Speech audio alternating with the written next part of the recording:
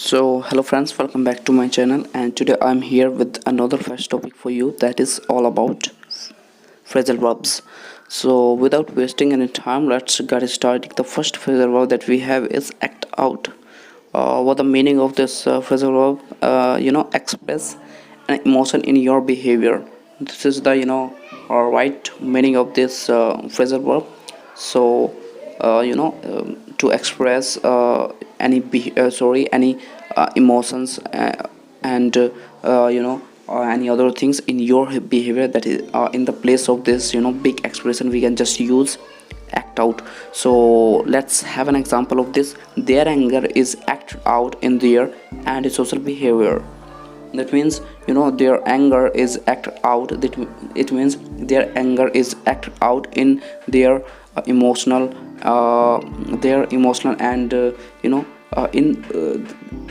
that was in emotional condition and in their behavior. So it is a good example of this. So moving on, the second phrasal verb that we have is act out. Perform something with action and gesture. So it's another phrasal verb that is act out. So the real meaning of this one is perform something with action and gesture. This means when you are just doing something with your hand gesture, your body gesture, and moving movement. So in this big expression we can also use act out to avoid this big expression. So here we have the example of this this phrasal verb act out. They acted out the story on stage. That means they acted the story, the actor is about the story on the stage, using their hand gesture, their actions. So that was a moving story, you can say also. Okay, so it is the perfect example. So moving on, the next phrasal verb that we have is act on. To take, the meaning of the this phrasal verb is to take action because of something like information received.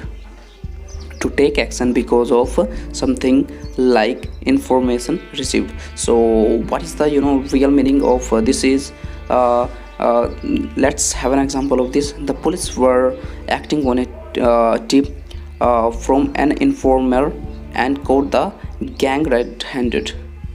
So it is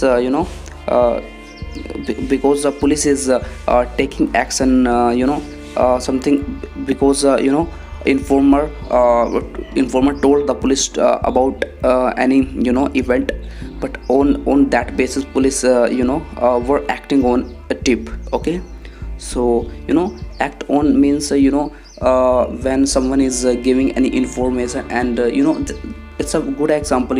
If we are just having the example of police, we can say that because someone has given the information to the police, but and at the moment police is working on that with the help of that information that is at the moment here with the police. Okay, so it's a good example. Let's moving on, the other phrasal verb that we have is this is act for.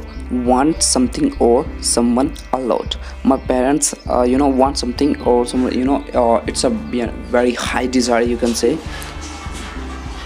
Moving on, it's example. My partner has been away for a fortnight, and I'm aching for her. That means I'm making desire for her.